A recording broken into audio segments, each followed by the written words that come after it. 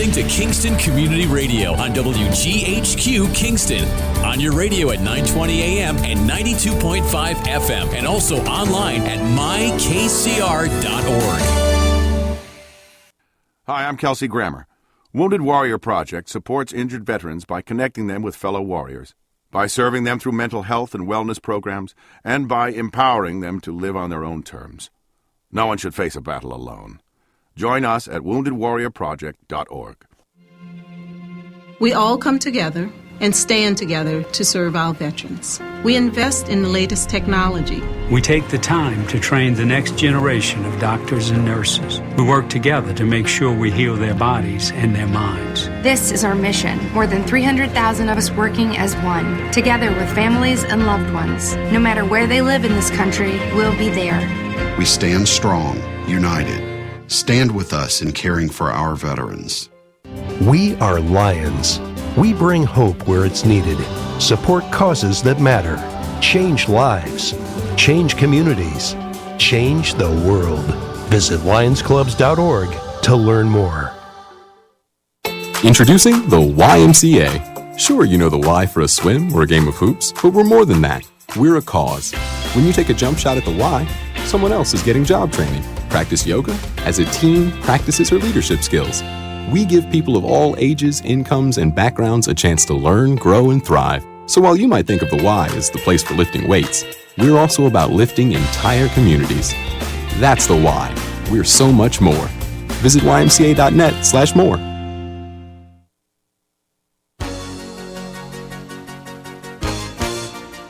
Hi, this is Jared Mans from the Spring Lake Fire Department, and I support Kingston Community Radio, and so should you.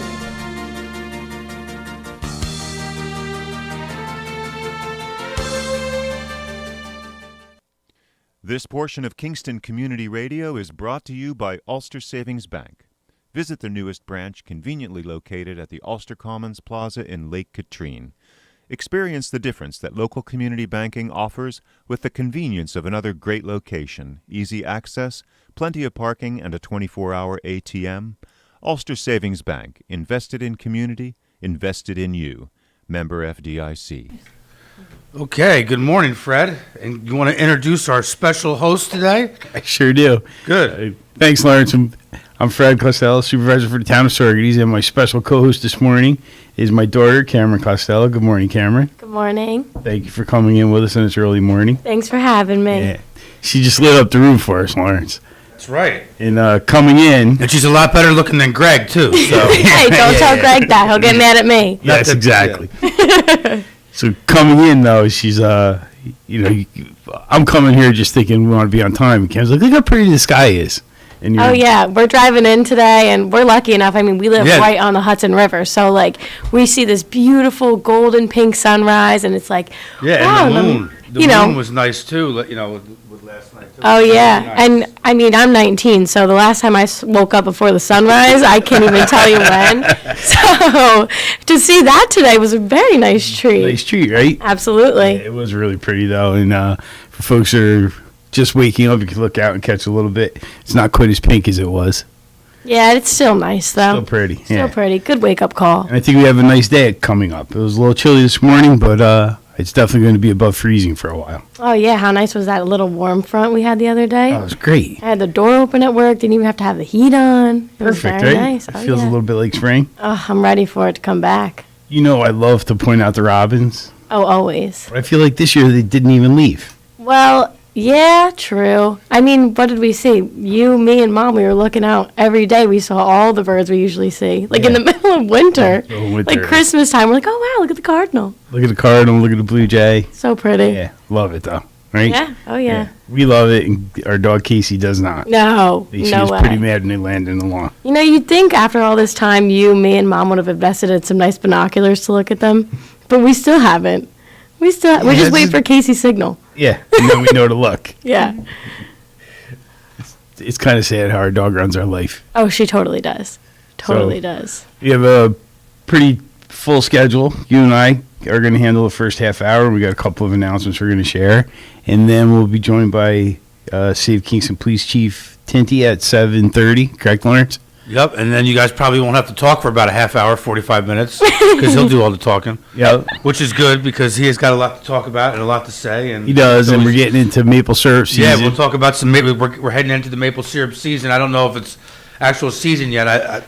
I think they start tapping the trees probably in the spring is when the sap really starts to flow, right? Cam has a little maple syrup resume herself. Oh, good. Little, very, very like introductory level. You know. Okay, well, what we're gonna do actually is when it gets warmer, and it's gonna have to be warmer because Greg's not gonna sit outside in the freezing cold. No way. So maybe we'll talk with the chief today, and I forgot to bring this up to my mother. But what we're gonna do with each different show is of a choice of their liking is we're going to do one live remote each week from a different spot. So like with Cameron Rylance, it might be with the Elks Lodge. With you and Greg, it's going to be out at the at Tinty's farm, or maybe we'll do one up in the pavilion at Canton Field. Maybe we'll do both. Oh, that'd be with cool. you guys. So we're going to do one live remote a week from the host's liking. So like.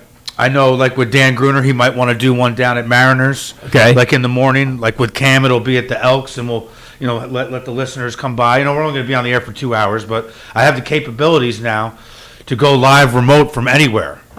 Wow, that would be really. Yeah, so that's really cool. It'd be pretty much the same setup like we do for the Happy Christmas Fund, but just bring all the equipment out there, and all we need is power and a phone line. Hang on, we got a phone call. Oh, good. Are you expecting Bill McKenna to call in? No, but I'm glad he is. We weren't sure if he was going to be able to or not, but he hung up. I guess I didn't Bill, see try it. again if you're maybe it was your wife or your mom. Oh my God, no way. Maybe. That would be cool though. That would be cool if Mom called in, right? Yeah. She'd be a good host. Not a lot of people call at 7:07 in the morning, so there's got to be one or the other. Bill McKenna or someone that we're not used to. Usually the calls don't start flowing in until like 7:25. So yeah. Hopefully Bill calls in because we had our monthly supervisors call yesterday, and that was a very full and packed agenda. We had a couple county officials as guests talking about up and coming efforts to increase recycling in Ulster County. What's your next step for that? It's going to be cumulative. So there was some conversations about petitioning the state legislature to eliminate the use of some products that are not easily recyclable. Mm-hmm. Then there's this thing called the MRF at the recycling at the RRA, where we go sometimes to drop off stuff. They can separate certain plastics and they can separate out other recyclable materials, but that MRF has limited capability. I think it's incapable of recycling black plastics. Oh, and okay. obviously, food trays and things like that have a lot of black plastic in it. So those just end up becoming in Ulster County solid waste. Right. So there's talk of improvements to minimize that. And I don't even know if you know this, Kim. Our solid waste goes all the way to central New York. Really? Whereabouts? Seneca Lake. Oh, really? Yes. Wow. It gets transported up there all the time. On the daily. Are That's you where all those serious? big garbage trucks go.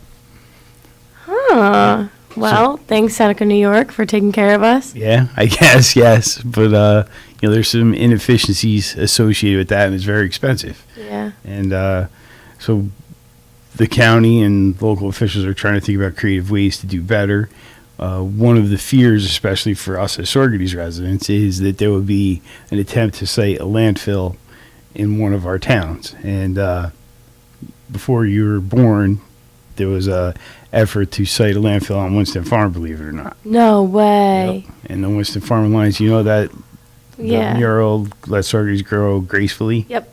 That was motivated by the folks who organized and helped prevent that farm from being used as a landfill. That's amazing. Yeah, it was a really good. And a couple years ago, we did a plaque commemorating that effort that they put forward.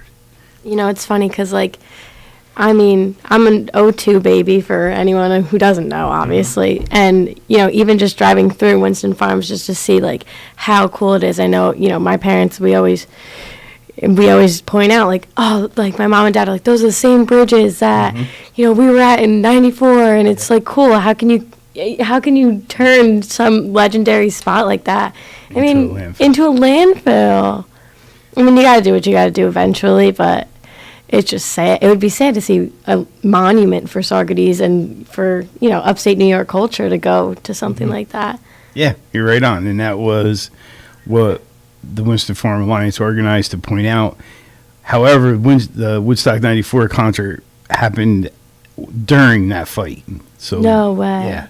Yep. So that was, I think, one of the things that made the acceptance of the Woodstock 94 concert politically tolerable was that the property was in jeopardy of becoming a landfill, and people just wanted to demonstrate its uniqueness and what it could offer the community.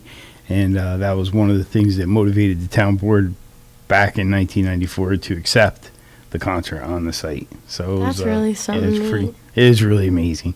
And you've been on that property a bunch of times. Oh yeah, and that's where we do our morning coffee run sometimes. Sometimes we do that, yeah. It's so beautiful. It's gorgeous. Oh my gosh, and the farm back there, and Cal Mullen, she's doing that really awesome Airbnb back there, which is super awesome. I mean, that's such a neat thing that you can just transform any rural space into. I mean, personally, just growing up, being born and raised in Saugerties, you're not thinking like, what a nice Airbnb spot this would be for some person from, I don't know, Connecticut or New Jersey, and primarily New York City nowadays. And it's just funny how our little heart of the Catskills turned into such like a pivotal point for destination and travel. And it's cool to see, and it brings in a lot of cool business. I know for us with the restaurant, like we definitely meet new friends fair and far in between, and it's very cool to have all the foot traffic come through with hits, and it's just cool. It is cool. And it's always funny for us because we meet these families and they live in southern New Jersey. Like, oh my God, you must go to the beach every weekend. They're like, no. Yeah, no. Come up no here. way. And it's funny because, I mean, we'll take vacations here and there, maybe. I think that's just the reality of our life. But, yeah, we do. We have, like, thousands of questions. We're like, oh, you go to Point Pleasant, you go to, and they're like, no, not really. And we're like, why? And they're like, well, what do you do? And we're like, you're right. We don't go to Hunter Mountain every weekend. Like, we don't go to all the cool stuff around. And, it's funny, like, ignorance is bliss, but you don't appreciate what's around you until somebody's posting it on Facebook. And I'm like, yeah. Well, one of the things, and I talked about this on the air, so listeners have heard me say this a number of times, is the Senate House where Mommy did the decorations. Yeah. And that is an event. Like when we were in Cape Cod, I went to that town hall in Provincetown. Oh, yeah. I remember how interested I was. It was fun. Yeah, that was cool. Senate House is the same thing for folks that come here. And we've only been there 2 or 3 times as a family. So we take it for granted because it's right around the block. Wow. Yeah. Oh, my gosh, that's so cool. I mean, that was a really, really awesome. We had gone on a vacation to Cape Cod a couple of years back, and we went and saw a town hall there, and it was enormous. The construction was so beautiful. Like all that wood carving. Yeah, and they had like marble steps, and my dad and I are infamous Rocky fans, as anyone would be. Course, so we're running up the steps pretending it's Rocky in the middle of this town hall in Provincetown. Like we're just, Make your mom embarrassed. Always embarrassing Mommy, of course. That was another good trip, though, when we did the Rocky Steps. Oh, yeah, we went down to Philadelphia. Yep. That was it was St. Patrick's weekend. So, hey, like, if you're going to be anywhere for St. Patty's Day weekend, go to Philly. We had a really good trip. Go to Philly. Got to see the Liberty Bell. We did. We did some nice touristy things down. Yeah. I mean, hey, you got to... You're not going to get heckled to take a picture with a Rocky statue for $20 in many places. That's right. We definitely got our fair share. That was our first Uber ride. It was. That's right. We had some interesting experiences down in Philadelphia. Yes, we got to go to Gino's Steaks. And what's the other one, Dad? You're going to put me on the hot seat? I don't remember. But that was cool because they're right across the street from each other. Those are legendary. They're legendary. That was fun. I mean, those were some good Philly cheesesteaks, I'll tell you that much. Yeah. You're making me hungry by talking about all this stuff. Sorry, Lawrence. So just a quick heads up or a quick kudos. We have another host that's named Cameron. He's a guy, though. That's on Tuesday, and he's listening right now, and he says that from Cameron to Cameron, you're doing an excellent job as your first day co-host. Oh, well, thank you, Cameron. There you go. Very nice name. That's we got to do a little bit of housekeeping, so we got a couple of events. Do you want to share this one? Sure. That one's one that Sawyer Motors, Bob Circusano, your buddy. Oh, Bob. He's always doing something. We talk about him every week, just about. Every week, yeah, you gotta. All right, everyone. So on February 20th, from 4 p.m. until 7 p.m., there's going to be a pasta dinner for the Miranda Venieri, Newkirk, and her family.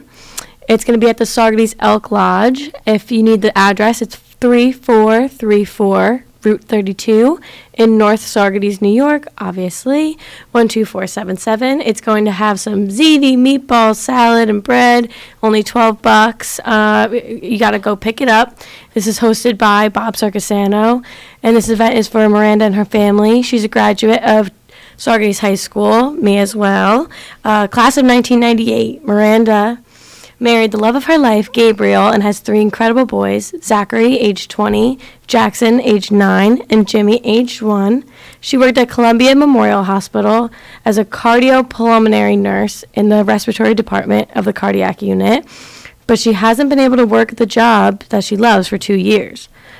She was diagnosed with stage 2B cervical cancer while 32 weeks pregnant with Jimmy. She refused treatment until he was born at 36 weeks, and 3 weeks later started chemo and radiation. She was in good shape for a little while, and her cancer is back now, and her family needs some help. Please consider buying a raffle ticket. Every little bit helps. You know, guys, this is a great cause. You know, stop by 4 to 7, February 20th. Please help out Miranda. Only $12. Come get some ziti, meatballs, salad, and bread. You know, little excuse for a nice Italian meal and to help for a really good cause. Yeah, and all the local restaurants are helping out as well. I know Mirabelle's has pledged a lot of food. We're going to help out from our restaurant at Sue's, and it's going to be some nice high-quality meals, so it's a really good cause. And I'm very, very proud of you because you're one of the most empathetic people I know, and you read that without cracking. Oh, yeah. I know, but I can see you looking. I'm choking back a couple tears. All right. Good story. Great family with a lot of courage, and good luck to you, Miranda. Yeah, this is going to help them out a little bit, and I think it's going to be optimistic. They're going to be okay. All right, so we're going to do something. This is a kind of a sign of spring because Tom Polk at the YMCA is very active with bicycling. This is one of their first bicycle events for the year.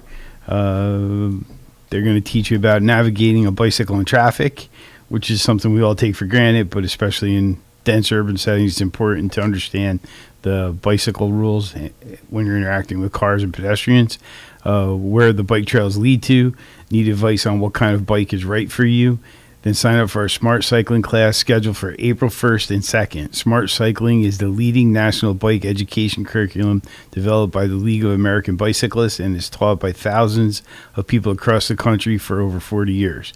It will develop your confidence and competence to ride a bike, whatever your level of ability. It has been designed for those who have been riding for years, as well as those who are just thinking about getting on a bike. All are welcome, ages 16 and up, to join the class. You will learn about choosing a bicycle, basic parts of a bike, essential equipment, as well as how to safely and comfortably ride in various traffic conditions, terrain, and climates. We will start with online instruction and follow up with a hands-on and feet learning. This will be held at the YMCA. Includes 4 hours of Zoom from 5:30 to 9:30 on Friday, April 1st, and 5 hours of on-bike activities starting at 9:30 a.m. on Saturday, April 2nd, and will conclude a group ride in the streets of Kingston. Once registered, all participants will receive a Smart Cycling manual. It will be available in English and or Spanish. Registrants will be advised if the weather or the issues require a change in schedule. The class will be taught by Tom Polk, who's a certified league cycling instructor, and participants are encouraged but not required to view the league Smart Cycling videos prior to the class. Bike helmets will be required. You may bring your own or use the YMCA's, and COVID-19 protocols will be followed as they are relevant at the time. And the deadline for registration is Monday, March 28th. So there's a little bit of time for this one, but they do a great job at the Y, encouraging bicycling, and most of all, safe bicycling. They also have a bicycle repair class that they do. That's really awesome. Yeah, it is really cool. Remember we used to do that too? Yeah, I mean, we were avid bikers for a long time. For a long time, yeah. I don't know if our listeners are familiar, hopefully, yes, but the Diamond Mills in Saugerties is on quite the incline. It's on Patricia Street Hill. I mean, that hill is no joke. And, you know, my dad, and my poppy, my dad's dad, we take Poppy on that ride. We used to ride all the way from our restaurant in Saugerties, and we would ride all the way to Puttin Plus, and we would face the hill, and Poppy would just cruise right up there, and I'd be like 9 years old, like huffing and puffing, walking my bike, and you're like, come on, Cam. I'm like, no, Dad, no. Yeah, but honestly, that is very important. I mean, I remember the one thing that you drilled into my head when we would do that is, if you need anything, you ditch the bike into the grass. Yes. Go to the grass. Yeah. Go to the grass. If you're veering to the left towards the road, go to the grass. And a lot of people, you know, kids primarily, I mean, junior high, what's your main source of transportation except for walking? Bikes. Yeah. You're gonna bike around town. You're gonna bike to your friend's house. You're gonna bike wherever. I mean, if you 9W in general, I see kids on bikes all the time, and it would be really, really beneficial to these young children out there, especially, you know, they don't know any better. You're 13, 14. You're just having a good time. You're not thinking about the consequences. No. But bicycle safety is something very, very important and should be instilled in kids. It's a good prelude to getting your driver's license, because the same rules for operating a car apply to a bike almost universally. Yep. And it's important that you don't take your bike onto the sidewalk and cause issues with pedestrians. And there's a lot of things that make you a better cyclist and unaware of it, and safe not just for you, but for pedestrians who might be walking and for people who are operating cars. Absolutely. Yeah. But it's great exercise. And yeah, it is. Yeah. Yeah, my dad's dad, my poppy. So he recently just passed at 83. But I swear, I'd probably say like a year ago, he was still on his bike. Yeah, he was on his bike, and we had bought him a tricycle, just to kind of when things started getting a little more tough and rusty around the hinges and stuff, we bought him a trike, and he would ride it around, and he loved it. But I mean, he stayed active right until the end, and one of his favorite things to do is ride his bike. Yeah, it's a great way to be outside, enjoy the outdoors, and have some good exercise. Yeah. And at 82 at the time, I think he was in better shape than all of us. Yeah, he really was. He was always the first one to the top of the hill. Always the first one racing us, and he would win.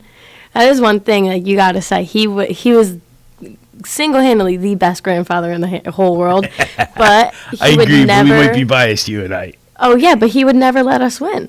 No. None of us. None of the kids. He was competitive. He was so competitive, and it put a good hustle in us, because we had to fight for it. Yeah, you did. And we knew if we won, it wasn't because Poppy let us. It's because we earned it. Yeah. We earned it. Yeah.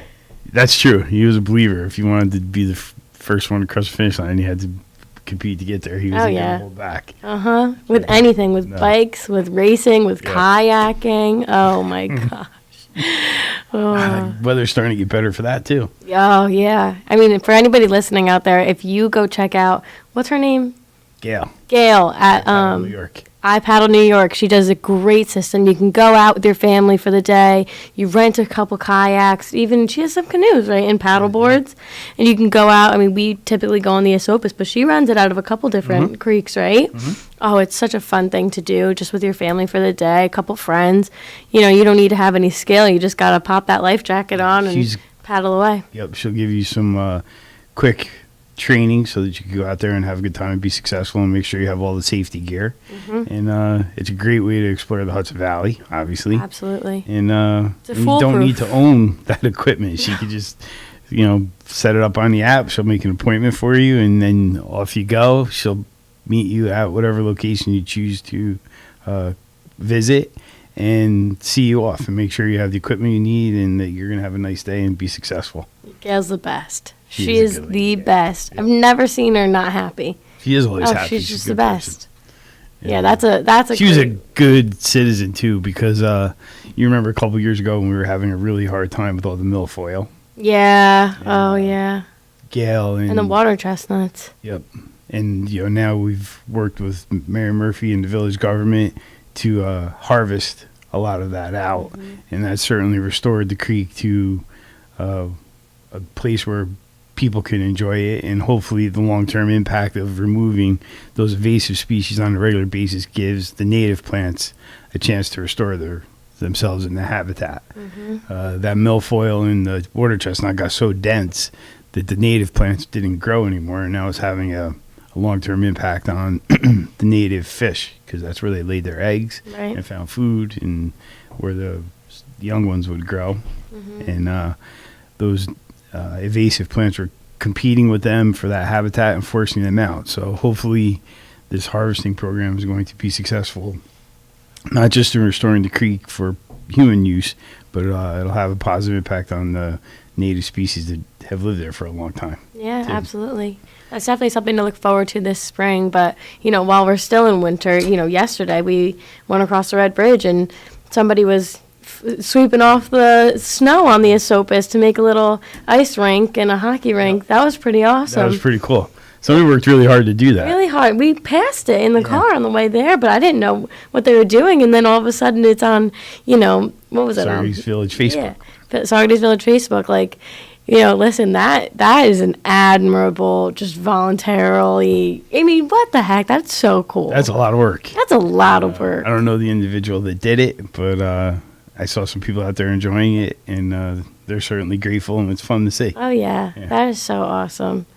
I mean, it's cool what you could just do on a nice snow day. Yeah. I mean, we primarily spend our snow days plowing, and it's always a good time, but you see a lot. You go around and, you're making sure everything's good, especially with the storm recently. You got to do a big shout out to all the linemen and all the frontline workers. That was phenomenal effort on their part for, getting, everybody with Central Hudson, getting our power back on. Thank you to everybody out there. If, you're a family member of those who helped us, or if you are one of those people, thank you very much. I really appreciate it. I know from my dad. Yeah. Well, I know they deserve it though. That was you're always on the front line doing that, and try. That storm was a challenge though. Challenge. And, it was pretty uplifting to see those crews come from as far away as Indiana. Yeah. That I'm aware of. It may have been even farther, and work through that bad weather to make sure that we got power restored as quickly as we could. And there was a lot of active people helping facilitate that. First step is to make sure the power is off. Next step is to go in with tree crews and highway departments to clear the roads so that they're passable. And then finally after that, the restoration crews can start coming through and making those repairs. But it's quite an undertaking. It takes a village. It takes a village. You were with me. You saw some of the storm damage. Oh, my gosh. Snyder Lane and a couple of those areas. Those roads were devastated. It was definitely an enigma, though, because you look and you're seeing it looks like a winter wonderland. It did. That was the most... Would you say Narnia? Yeah, Narnia. Yeah. Or, I had seen somebody who ticked off Elsa, on Facebook and stuff, and it was just funny, but... It is funny. It was just... That was quite literally one of the most beautiful things I'd ever seen, but it's crazy that it has so much damage. True. It had so much damage, and we're driving around, Ulster County, period. We're just looking, and... Interestingly, though, it was only 5 towns that really took that hit. What were those 5 towns? Saugerties, Woodstock, Ulster, where were the other 2? Rosendale and New Paltz. Wow. Those are the ones that really took it on the chin. And ironically, too, our sister communities across the river did not experience what we did. And I've talked to residents and officials over there, and they said it was so strange to look back across the river. One gentleman I was speaking with yesterday told me he looked back. He lives across from Esopus, and he's like, it was just black. And he's lived there his whole life, and he never remembered seeing that. He's like, there was no lights. It was pretty incredible. That's crazy. Yeah. It is funny. We're so used to looking from one side of the river to the next. But I remember when Mom was working in Rhinebeck, and she had, my mom was working in Rhinebeck at the time, and she was talking to all the local people, and they're like, oh, yeah, well, you live on the good side of the river. And we're like, what are you talking about on the good side of the river? But when you come, back, south from Rhinebeck, you're coming back to Saugerties? When you do that, you're traveling west. Oh, so west. Bridge west. Oh, yeah. You get that dramatic But view you get that of dramatic the mountains. view. Yeah. And my mom's like, I lived 40-something years before I realized that we had the bad view. Like, we had the bad view. Granted, it's gorgeous either way, but it's like we never realized before that the view of the Catskills from the Rhinebeck side of the river is stunning. All right, on the way in, I told you it goes quick, so we already used up our first half hour. Oh, wow. And we're going to give it back to Lawrence, and he's going to do some announcements, and then we'll be back with Police Chief of the City of Kingston, Gidio Tinty. You're listening to Kingston Community Radio on WGHQ Kingston. On your radio at 920 AM and 92.5 FM, and also online at mykcr.org. Long ago, you wouldn't think of galloping on a horse while doing calligraphy, and you wouldn't have attempted to ride your bike while typing a letter. Yet you think you can safely operate a multi-ton vehicle while texting? Behind the wheel is no place to multitask. If you want to BRB, drive now and text later. Lives depend on it. Visit StopTextStopWrecks.org, a message brought to you by the National Highway Traffic Safety Administration, Project Yellow Light, Noise, and the Ad Council.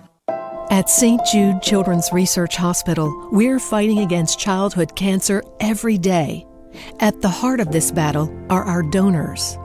Most of us want to make some type of difference in the lives of others. St. Jude does miraculous work.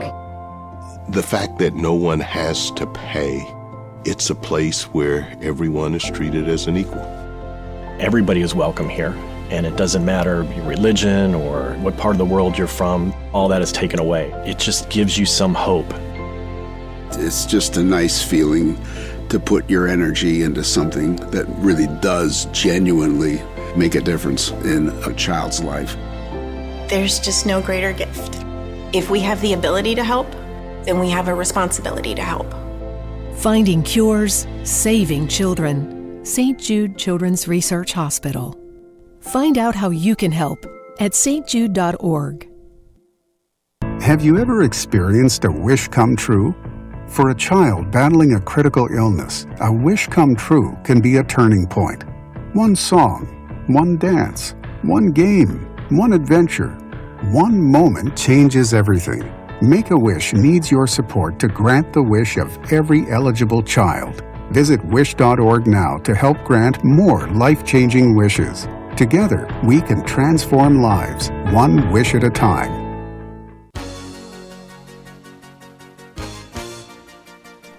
Hi, my name is Jackie Lovezzo. I'm from Lake Katrine, and I support Kingston Community Radio because it is an invaluable resource to the community and its residents. This programming is brought to you by the Friends of Kevin Cahill. As a strong advocate of local broadcasting, Assemblymember Cahill urges you to support Kingston Community Radio with your time and donations. Your contributions keep KCR vital and on the air at FM 92.5, AM 920, and on the web at mykcr.org. Please join Assemblymember Cahill and send your gifts of $10, $25, or more to Kingston Community Radio, Post Office Box 4364, Kingston, New York 12402. Together, let's keep KCR alive. Thanks, Lawrence, and we're back. I'm Fred Costello from the town of Sorges. My co-host this morning is my daughter, Cameron. Thank you for coming in. Thanks for having me. And our guests are here. Good morning, Chief. Good morning, sir. And you brought a guest yourself. I did, yes. I have Detective Lieutenant Patrick Bono with me today. Thank you, Patrick, for coming in. Discussing cases and detective work, and I found that the timing's good on it. We just moved Pat from patrol lieutenant's position over to detective lieutenant. Congratulations. It's a lot, to say the least. It's a lot, big change, Getting right? used to it, yeah. Spent most of your career in patrol. Yeah. All of it, right? Yeah, the whole thing. But, good news, you started with Saugerties Police. Yes, it did. 34 years ago. We'll give away our age. Years ago. Good for you. Yeah. Good for you. You don't have to give away our age. Yeah. My daughter's here. It's bad enough that we know as a reminder. Yeah, I'm sure that was before you came along, right? Yeah. Give or take maybe 10, but you know. We were in high school together, Patrick and I. way back in the day. Excellent. Yeah. You guys went to school together? Yeah. Yeah. Yeah, I think Aw. when did you graduate 86. I was 86. Were you a year 87, behind me? yeah. Yeah, I thought. Yep. was my That's brother. awesome. Go back. So like, and it's fun. It's fun to think about. But you've been in law enforcement since you graduated, pretty much, right? Yeah, I fell into it. It was never a plan. I needed a summer job back from college. I knew dusty roads since I was a kid, and a friend of mine who was a dispatcher got hired as a patrolman, got moved up. I was told there was an opening. I walked in the door, said to Dusty, I said, I hear you're looking for a dispatcher, and I'm looking for a job. And I was training an hour later. And then, Oh my gosh. and 2 months later, he offered me a full-time job. I said, well, I got to go back to college. But, and then a year later or so, I realized you paid patrolmen more than dispatchers up there. So I said, what's the chances of getting sent to the police academy? And 2 weeks after that, I was in the Kingston Police Academy in 1988. You got the fast track. Yeah, just felt no plans, no nothing. It was just a way to make part-time money here or there. I enjoyed it and grew it into a career. Good for you. That's It is a noble awesome. career, though. Yeah, And, for sure. It's a broad enough career too, though. No matter what your skill set is, there's an opportunity in law enforcement to express it. I think that's a fair thing to say. I'm kind of laughing as you're talking about your experience coming into it. It's so different now to get hired. Oh, absolutely, absolutely. I guess I can tell them that 34 years later. Statute of limitations. I'm trying to think of the police commissioner at the time. There was an advisory board of 3 people up there at the time, and they walked in. Again, I said to the chief, can I go to the academy? Yeah, well, it starts in 2 weeks. You got to go buy this, and this, and call Barry Dunn down at the City of Kingston Police Department. He ran the academy, and they, with that, a few minutes later, one of the police commissioners walks in. He says, "Hey, Pat wants to be a police officer. We're going to send him to the academy. You know him and his family, don't you?" "Yeah, we did. It was Bobby McCaig, who it happened to be." And he says, "Yeah, there's no need to do backgrounds on him. We've known him all his life." Oh my God. and that's the way it was done. There was no interview. There was no background process. It was just, you're in. The good old days. Deputy Chief John Wallace, he retired last year. And it's funny, when he went to Rosendale, same thing. He said, at the time, I think it was Nippy Lasher. Nippy Lasher at the time, yeah. And he's like, "Oh, cop, huh? All right, huh?" Called him in, went through some makeshift interview and said, "All right, here's your badge, here's your gun, there's the car keys on the wall, and you make sure you got your uniform nice and tidy." And he said, "I'm driving around thinking, I'm 20 years old, and thinking, what am I supposed to do out here?" What was even better, Nippy Lasher stories, he had an apartment that he rented, right? I don't know if it was attached to his house or above the garage or something. So he had a lot of young guys would come in, that'd be their first apartment. And almost everybody who rented that apartment ended up as a cop. He would eventually get to them and say, you're hanging around, you're going to get yourself in trouble, you need a job, and he'd hire them, and 3 or 4 of them ended up on our job, the sheriff's department, and it was different back then, but there were a lot of good guys we picked up. It worked. Yeah. And I'm not sure we should go back to those days, but it worked at the time. We can't now, right? No, it's a lot of different world. changes. Different world. It was an apartment/recruitment center. It was basically was, and I think that's how he used it. And he was one of those old he grew up in town. He knew everybody in town, and he knew who he was offering jobs to. I think he didn't offer the apartment to people if he didn't think it was someone, but kept a lot of people on the straight and narrow by. Yeah, certainly an advantage to the part-time, right? I mean, even with the capability to bring people in that aren't through the civil service process, with us, we don't have that luxury at all. I mean, there's no flexibility in how we hire. And now with the Professional Policing Act, as of October last year, we've always done it as an accredited agency. There's certain requirements that you have to do for background investigations, but now every agency that has a police department has to do psychologicals, minimally. So they have to do a written exam and then have a psychiatrist or psychologist review it themselves. And, that's another cost involved in the backgrounds. And inevitably, at some point, I think you'll also see polygraph examinations be mandated. So regardless if it's part-time or full-time, there's no exceptions. You still have to go through it. So Because I know for a fact that, we've had it where people have failed our psychological, and now, I run into them a year later and they're wearing a uniform someplace else, and I'm like, well, Yeah, how did that happen? How'd that happen? hold on a second here, that's not right. Or the polygraph comes back and just shows that they're lying, right? Once they come back, they say, listen, just tell the truth on this. And clearly, if they know that it's going to get them in trouble, they're not going to admit to it, so they take the failure, but then we can't hire them. But like I said, a year later, I'm like, they're like, hey, chief. I'm like, hey. Hey, officer. Okay. Oh, good for you. Oh. Patch. Okay, all right. Be sure to stay away from there.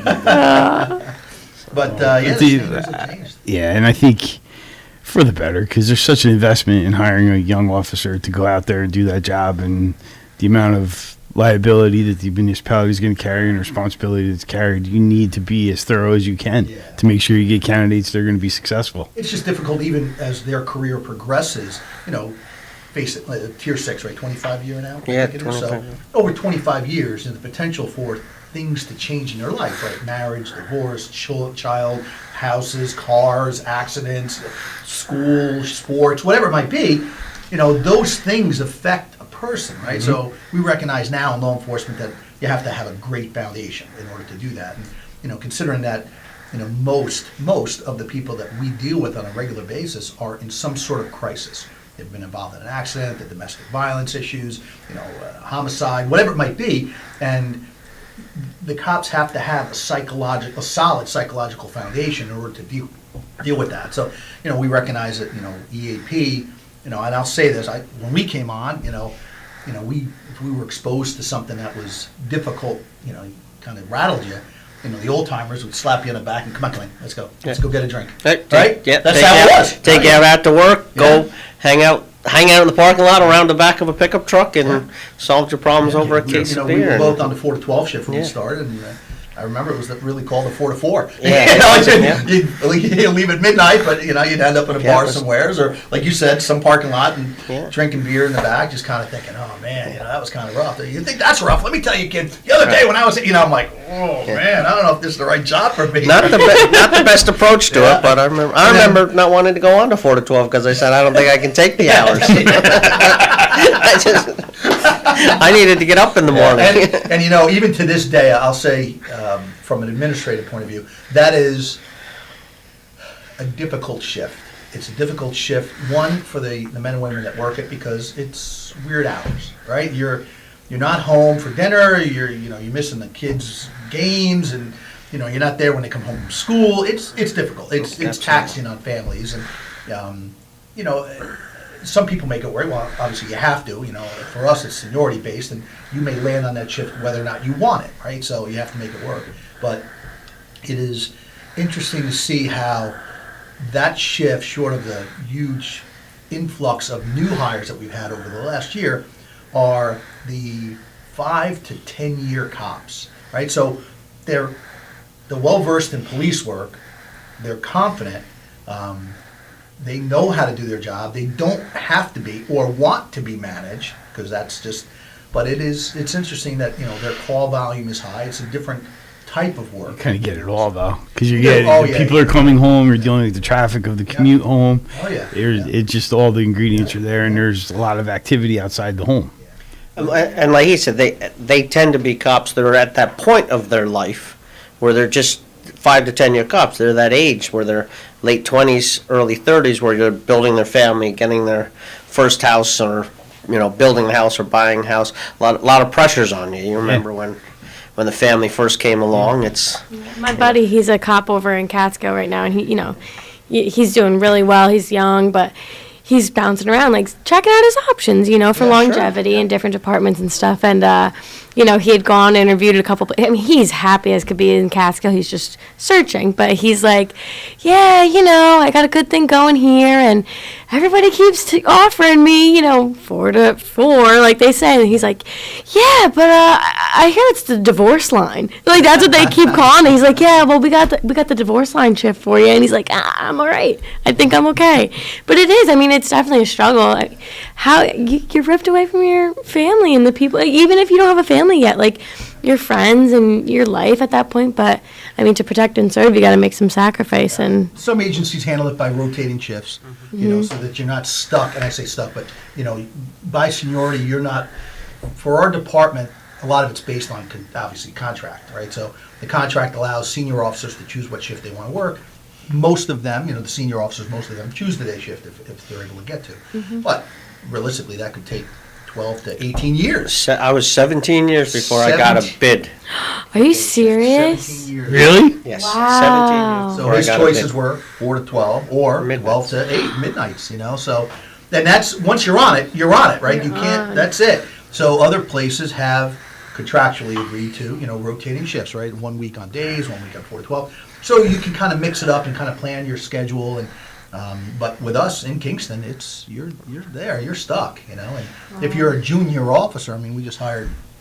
They're all junior officers. 22. Yeah. I want to say more than that, honestly. I'm embarrassed to say I've lost track. We've hired, it is unbelievable, nearly half the patrol division, uniform division, is new in a year and a half. Wow. Absolutely. Those sergeants have their hands full. Oh, Yeah. The field training officers, right? We just can't keep up. We had to run a special field training class, knowing these guys were coming on. We had to run a special field training class just to make sure we had enough planning ahead for when these guys had to be field trained. And now, obviously, when a person's being field trained, it's a double car that comes in. But we have 2 to 3 of those teams working every shift. What do you think the incline was? Like what? Retirements. Yeah, there were a lot of Retired retirements. 3. The mayor and the council agreed to put 3 additional cops on. Okay. We had 80 at one point. We went down to 71. Now we came up 3 to 74, which is a good number. I mean, realistically, I've always said, administratively, if you can give me 76, I can be a proactive department, bike units, community policing. I just can't do that now. At 71, we just couldn't do any of it. We were kind of forcing officers, hey, listen, you have to make time during your shift to do this. And that was always difficult, right? The bread and butter of what we do in a municipal environment is answering calls for service. That keeps us busy.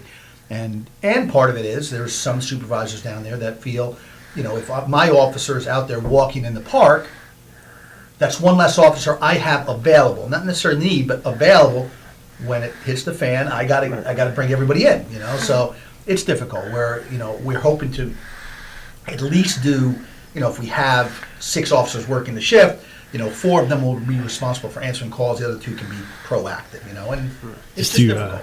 So there's an interesting contrast, and Kim knows the Saugerties PD fairly well, but Saugerties is 62 square miles, and we have 21 officers. And we're putting out 3 or 4 bodies per shift. Kingston's how many square miles? 6.5, 7. 6. 6.5, 7, and they have 73 or 74 now. And that's just the contrast between city policing and town policing. And we have similar I think we have about 3,000, maybe 4,000 more than Saugerties. But we have a much denser population, and being the county seat, there's a little bit more activity Traffic during the influx day. is Yeah. huge. I mean, certainly with kids and everything else you have going on up there during tourist season is one thing, but with us, it's constant traffic. You get them in, and then everybody bails out at 5, and the midnight shift historically has been busy for the first 3 to 4 hours, and then near quiet. It is just there's nothing, right? If they're lucky. If they're lucky. Yeah, quiet is good. Usually You want that. But usually, we used to joke about it. If there was one car driving through Kingston at 3 o'clock in the morning, it got pulled over. Yeah. They got pulled over by 3 cars. The reason it was driving through and it wasn't good. You either ended up escorting them to the hospital or having a chat with them on the side of the road. Yeah, so it was just different. But I know our department would love more resources, especially at those peak times, but it's expensive and it's hard to do. Oh, very much. And we're lucky. We have a great relationship with every agency around us. I mean, really, when we came on, and I could say that it was a little different, right? There was a siloed approach to police work. Ulster stayed in Ulster, and if they had to come through the city, we escorted them through the city. We watched them there. But, at the time, the administration then said, if there's a trooper, a deputy, or a town of Ulster car in this city, make sure they find their way out. And I'm like, for Kim, her experience has never been that though. Right. She always, never. Yeah, and the new cops coming through, right? When I came through the academy in '92, there were other agencies participating, but very few agency instructors. So I'm like, they're all KPD guys. Like, that's weird. I mean, I get it, right? It was run by KPD, And I recognize that Model 1 couldn't survive, and 2 shouldn't be in effect anyway. You know, at the time when you're wrestling around, it doesn't matter what uniform shows up to help you, right? You just want somebody there, you know. Yeah. So, and I can tell you with absolute certainty that has changed. I mean, the Chiefs Association, the town of Holston, I mean, we really are, you know, brother agencies now, and Sheriff's Office, State Police. I mean, we're always doing that. Always, really, the amount of work that we do together. You know, yesterday, right, with the case that just happened at Mazardi's. Yeah, wow. How cooperative was that? That worked out great, you know. So it needed to be though. yeah, it has to be. We don't have those resources. We just don't. Right? When we have a shooting or a homicide, or you know, we call state police forensics in because they can handle the scene. We just don't have. You know, at one point we have 12 duty detectives, and now we're down to 8. Yeah, well, we had 12 duty detectives, but then there were typically always 4 more. You had 14 to 16 people working in the detective division. So we would handle our own scenes. We could process because you could leave 2 guys and they might grab a senior patrolman or an eager patrolman to help them process the scene, and it was easy. But if we left 2 or 3 guys to process our own crime scenes, there's nobody left There's nobody left to do the interviews and to track down the information and to follow things. So you have to in those situations cooperate with people. And I was talking with a trooper that does a lot with us the other day, and it's the state police have recognized that, and to a great extent they've returned to their original core mission, which was rather than be an independent police agency that functions is to provide all the, which they're fully capable of, but they're now concentrating again on providing assistance to the other departments that require, rather than coming in and we'll take over the case for you. No. They've got limited resources as well. Because they're spread out across the whole state. But they'll come in and we'll do this for you, we'll do that for you, but this part of the case you guys are going to work yourselves. Give us the information and we'll process it or whatever. And, you know, a lot of just the technology we deal with. We can't afford, there are, you know, we were talking the other day, what was that $400,000 nibbin machine they have down there that's, you know. They call it Nibbin. It's really essentially forensics for firearms, Right. is what it is. And so we just sent the detective down to get trained, and even that, right? So we have such a non-elastic pool of detectives and patrol officers that when one is pulled out for training, the others feel it. They actually do feel it. Caseload increases, and you know, everyone's like, you know, have a good time, learn something. But deep down inside, they're like, man, I just caught 6 more cases. That was 4 days of when is he coming back? Right. When is you know, and he's still got cases that are going on. He was stopping in every night. Other guys were trying to pick up the slack that he could. So it's, I mean, there's the personnel management is a big consideration. It's a huge challenge. Oh, it's unbelievable. And the technology alone, just with the homicides we've had and some of the shooting stuff, the technology, just this has created so much Holding up the work. cell phone for our listeners. It's unbelievable Yeah. that this now is this, you know, again, I use the analogy, 30 years ago, we would call a place, right? 339-8455. Call, hello, is Patrick there? Yeah, hold on, let me see if he's here, right? That's how, today, when I call that number, I'm getting him, right? Unless his wife, family picks up the phone, hold on a second, right? This is his phone, which means everything about it is his. TikTok, Facebook, Snapchat, everything on it, right? And the technology that this thing I am telling you from a law enforcement perspective, when I retire, I'm throwing this as far into the woods after I finish. No one's going to go, this thing tracks. You say that, Chief, but you know you can't. I'm going to go like this. One of those jitterbug old senior phones like this. Yeah, Hello? like a nice burner phone. Oh, come on. How many riddles have you been able to solve because you looked it up on YouTube? I get it. You are so right. I got, Alexa and Amazon and all that stuff in the house, right? You can't walk in a room in my house because no more wondering, right? Yeah. It used to be at the dinner table, what was that actor's name? Remember that actor? Now my wife goes, hold on. Alexa, what's that actor's name that started? And she's like, it is. And I wonder, do you even know what an encyclopedia is? I remember growing up, we had 3 sets of encyclopedias. Yep. And you had a project to do. That's your first, you went to the encyclopedia. Yeah. And every teacher knew every word in the encyclopedia, so you had to get your initial information there, then go to the library and write the reports, and you'd take out, what was it, periodical guide to literature. You'd have to get all the magazines and everything, so you had research assistants in the local libraries that were helping you grab things to write papers. Cell phones were not around like obviously now, right? A couple of people, I had a cell phone from construction, but it was a bag phone, 3-watt antenna, So when we came on, and they would say, call headquarters, you would pull up to a phone booth, and you knew which ones you could pull up to. We knew every phone booth in the city and every one that you could pull up to. Yeah. And we would have a list of headquarters. Yeah. I'm at Sunoco, I don't think it was Sunoco then, but Flatbush and Foxhall, and they would dial the number and answer you. Yeah. Oh, you just give them the last 4, 8942. Ring. What's up? Sergeant says bring 2 coffees. Yep.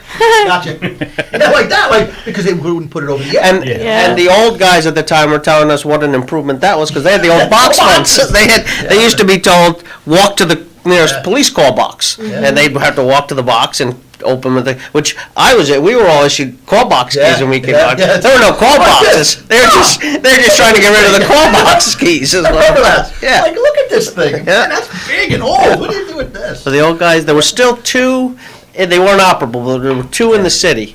And I remember that was my first day. I got driven around. Yeah, that's what they used to look like. That's what they. And that call box for store is probably worth $10,000 right now. Oh, they were collecting. Every guy who had 25 years on the job when I came on had one in his home bar. That's where his phone was. That's awesome. Yeah, perfect accessory. No, it was just different, and the challenges of being an administrator, whether it's a lieutenant, a sergeant, a chief, or whatever it might be. Not only does this a benefit to cops, right? I can say, hey, bro, give me a call when you get a chance, no emergency. Whoop, right to the text, it comes up, hey, what's up?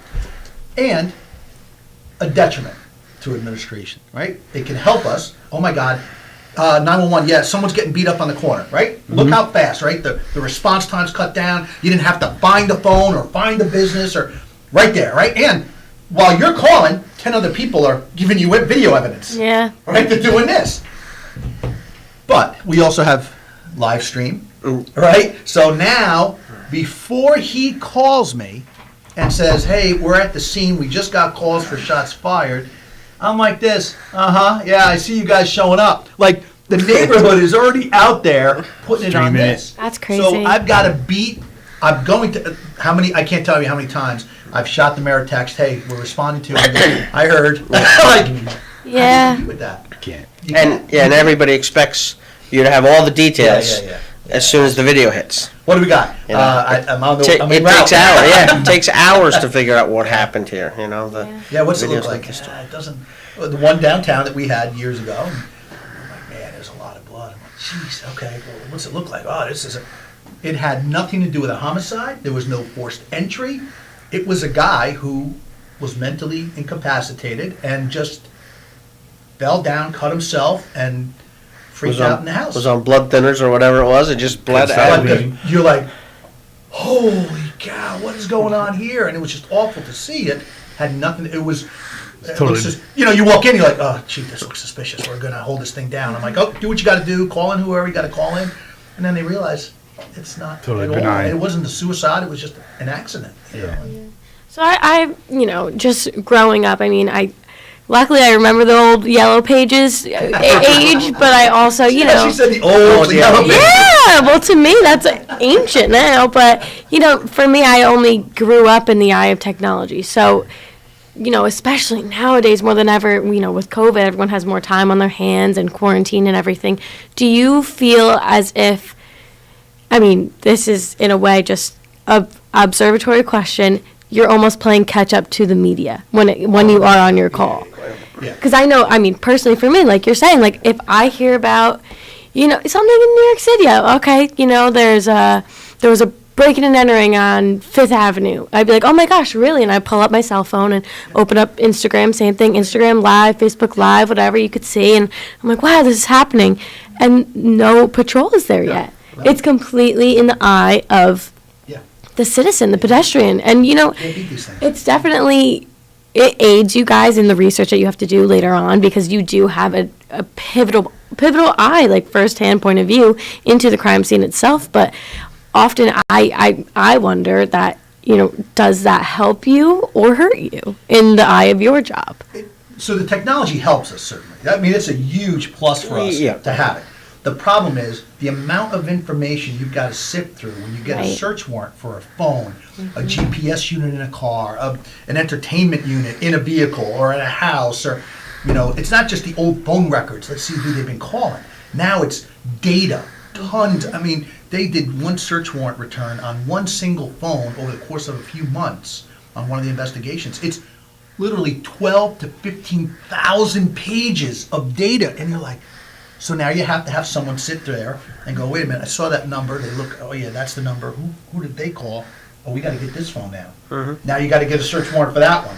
And when you look at the boards that they're working, right, and then you walk into the detective division, they got the boards up. You're like, how do we get that name? Like, where'd that come from? Oh, this guy called him here, and then it's his car, but it was seen over here. And then after you put that together, you have to come up with a way to explain it to somebody that it makes sense, right? And we've got guys that are working, that's 2 guys full-time working that on our 8-man detective division that's working, that we're working down on. And that also goes back to what you said before, like that's 2 more guys that you don't have on patrol. That's 2 more guys you can't have on the streets. The CSI effect, right? That is absolutely out there. People say, well, the press, what's the status? It's been a week, Chief. Have you found out who the murderer is? Right. Like a week. Yep. Why didn't you solve it in 60 minutes? We're not done collecting evidence yet. Like, are you kidding me? We're still holding the scene down. So. Well, in my day, we used to get, you'd arrive at the scene when somebody threw a rock through the house. Here, I held the rock, get fingerprints off this. And you politely took the rock, and you're never getting fingerprints off a rock. You very rarely do you get decent fingerprints off our doorknobs. When you do get a great fingerprint off a doorknob, cops think it's the greatest thing in the world. Because sometimes it's a cop's fingerprint. Most of the time it is, right? But now it's so much more technology beyond that, and it's growing exponentially. I mean, I'm not even talking a police investigation. We had an automobile accident with one of our police cars. I was tasked, because it happened on a shift I'm in charge of, I'm tasked with find out what happened.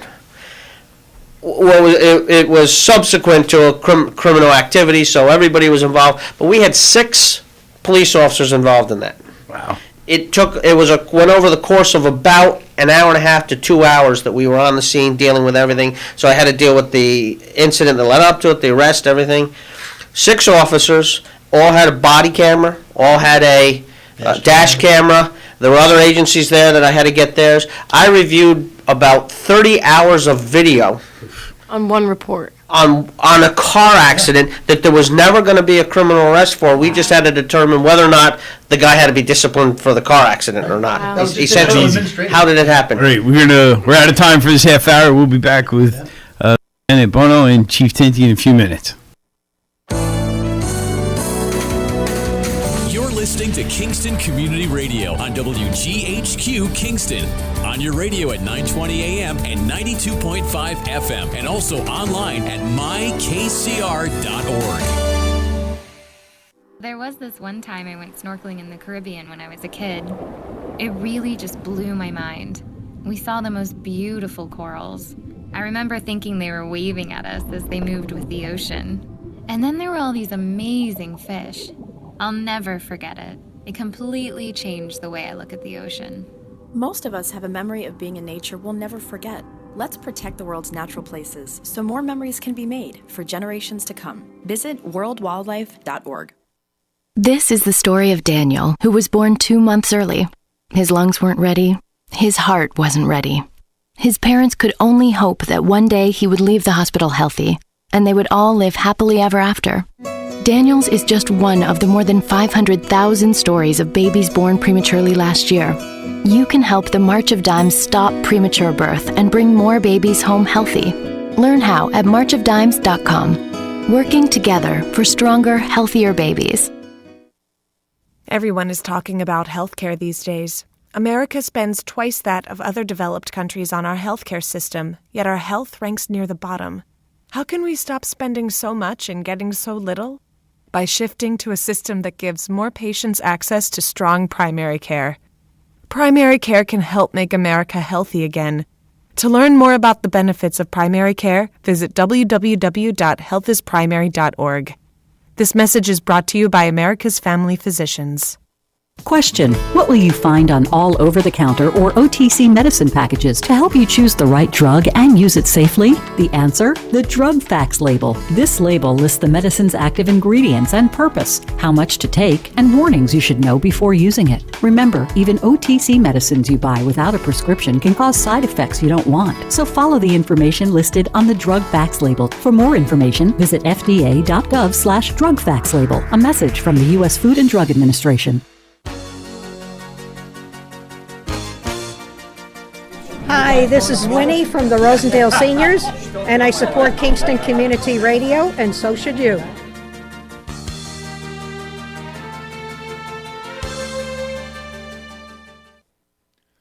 A powerful community bank is one that has leaders that are involved in their community. At Rondout Savings Bank, they invest in the success of our community by working side by side with local people and local businesses. When you choose to bank Rondout, you are part of a bank that is dedicated to the future of your success and the success of your community. Rondout Savings welcomes you to open an account today and discover what it means to be part of a powerful community bank, one that knows you by name. Rondout Savings Bank, always working for you and our community, with branches in Kingston, West Hurley, and Hyde Park, also online at rondoutbank.com. Equal housing lender, member FDIC. Okay. Welcome back, listeners. I'm Fred Costello from the town of Sorges. I'm joined by my co-host this morning, my daughter, Cameron. Good morning, Hello. Cameron. Thank you for being here. Thanks for having and we me. have our two guests, Lieutenant Bono from the Kingston Police Department and Chief Tinty from the Police Department. And it's Wednesday, and normally at this hour we'd be doing birthdays, but however, no one said any birthday today. So there were no. It's your birthday. Happy birthday. Happy birthday, correct. And we're still grateful to our sponsor, Boyce Dairy Milk House, who provides cow pie every day of the week, including Saturday and Sunday. So please, listeners, get your birthdays in so these cow pies do not go to waste. So, all right, gentlemen, we're back now. We were just talking about how the technology's changed and some of the requirements. I mean, you add the influx in the technology, and honestly, I'm not trying to insult all the police officers out there doing the job, but cops, there's very few tech cops out there. The younger ones. Yeah, so I mean, when I came on, I was a computer geek, right? I learned how to program, and this was just a hobby of mine. I'd learned how to network. I mean, in my house at the time, I actually ran, 10 base T cable. Like, that was even before Ethernet. And so we ran stuff, and I'd have computers, and we did, my kids all had Xboxes when they first came out, the original big Xboxes, but I bought 3 of them, and we networked them. So all the kids in the neighborhood, we lived up in the boonies, so they had to bike there, but they all came over to play, in each room. And so when we came You're down, ahead of the curve. Oh, I mean, when now I you came can play down, somebody in Australia, no problem. I still remember Lieutenant Doug Gaston. I built an actual computer network server and connected it, and then I put Doom on it as a playing game to try to test it, and guys found out they're coming in on their off time playing video games, and I got in a lot of trouble. You got to take that thing off of there. It's like, what are you doing? So, and then we expanded it from there, and obviously at this point, Kyle McIntosh and his IT team, the amount of technology that just goes into connecting with our records management system, the county system, the state system, Index, the Crime Analysis Center. It is just unbelievable. I walk in there now, and I'm just blown away by how much technology is in this, climate-controlled computer room. That just, it boggles my mind anymore, And as much as I knew how to do it before, I'm like, ooh, and thank you, Kyle. I noticed that you did put an alarm on the door the other day just for me. So when I open it, beep, the camera goes on. I'm like, hey, it's just me. I'm just taking a screwdriver, So, but with that in mind, cops are not necessarily technologically advanced, right? Like you said, the younger ones, right? They know how to do this. This is what they're well versed on. But as far as a DOS prompt or a command prompt, they're not in there, right? When some I hear, we're going to SSH into a network device, I can do that. I can use PuTTY. People are like, what are you talking about? They don't have that. So when you have services like the state police can offer to come in, and there are officers or forensic investigators that have that use, they know just what to do, right? They know how to preserve it beyond what we do, right? We have Faraday boxes and stuff that we can hold it, but these phones you can remotely wipe your iPhone, your Android phone, right? I mean, if you still have, you can get on a computer, find my phone, and wipe remotely. So as soon as we get it, if it's at the scene, we've got to protect it, whether it's airplane mode off or put it into a Faraday bag or something that keeps it from being Connected touched. to the network. Yeah. And if it's locked, the technology, that algorithm is nearly impossible to defeat. Really? Oh, takes weeks, right? Well, weeks, months. The problem with the technology, as soon as we get to the point where we understand it and can imagine if we taught all 74 guys it, by the time we get 5 or 10 guys well versed on it, it's changed. Yeah. It's done. I had a conversation with somebody the other day. He just put out this is reminder how to secure a cell phone, just what you're talking about. So I went and had a conversation. I said, listen, I'm pretty up on this, and that's not the information I have. Well, when did you get your information? Oh, last September. Yeah, but that's too old. It's you're wrong. It's not that way anymore. And and then every time the phone companies build new security into the phone, takes us weeks, months. Probably takes somebody weeks, but it's months before we know, right? How to get into it. They're already on their next step. How they're going to change it on us. So You have to, though, because there's people that want to do bad things. Oh, yeah. They're pretty smart, and they can keep up with that at a rate that and we that's can't their even market. imagine. They want to keep improving Yeah, their they gotta device stay so ahead that of you have a them. reason to buy it. But it as a result, we end up with fewer and fewer people who are versed in this because they have to keep on about it. He mentioned Kyle McIntosh. I've said for years, and I don't know how the city of Kingston affords him, because I think he could walk into any company in the world and name his own price. There's never been a question he can't solve. There's never been, and every one of us uses him on our home stuff now. So and he's got 2 phones. Until 6 o'clock at night, he won't answer the one phone. But by 6 o'clock at night, till I don't know when he ever hits the bed, he's remoting in from home. I had a problem with my computer system at the house one time. I had the guy that sold me the system 3 weeks earlier there all day. Couldn't understand it, can't figure it out. I called Kyle in the morning, left a message. He calls me back at 5 o'clock at night, almost on the button, and says, what's going on? I said, the guy's been here, he's kind of working on it, but he's going to take something home and take a look at it. And he says, what's the problem? He says, I bet you just did an update and it's just your virus software blocking you out. He says, you mind if I take a shot at it? No. He calls me back 20 minutes later. All good. And says, I fixed that problem so quickly I couldn't charge you a half an hour, so I went in and cleaned up all your computers. Remoted in from his house. Yeah. I didn't have a computer issue for a year. He is fantastic. Yeah, loves the challenge of it. And and he's up to date. Yeah. No, he knows. I'm telling you, it is. I've said at budget meetings, whatever he needs, whatever it is, take it out of my budget. Yeah, I will tell you. Because we cannot function any longer in this environment without him, right? And he's got a great team. Joel, Pete, just a great team. I know he could use more, and this is kind of a good way to lead into another thing. And one of the main reasons Pat kind of is in there now doing what he's doing is we are completely overwhelmed. We lobbying right now? It is with Discovery. It is beyond, right? Oh, absolutely. You had a meeting yesterday about it. Well, 300 and some requests for Discovery we're still behind on. I've been on the job 2 weeks, and that's about my 4th meeting about the Discovery. And that's why he's there. He's got to figure out how to get this thing together. It is so, we need, and the mayor's recognizing that. That's why he gave us extra bodies.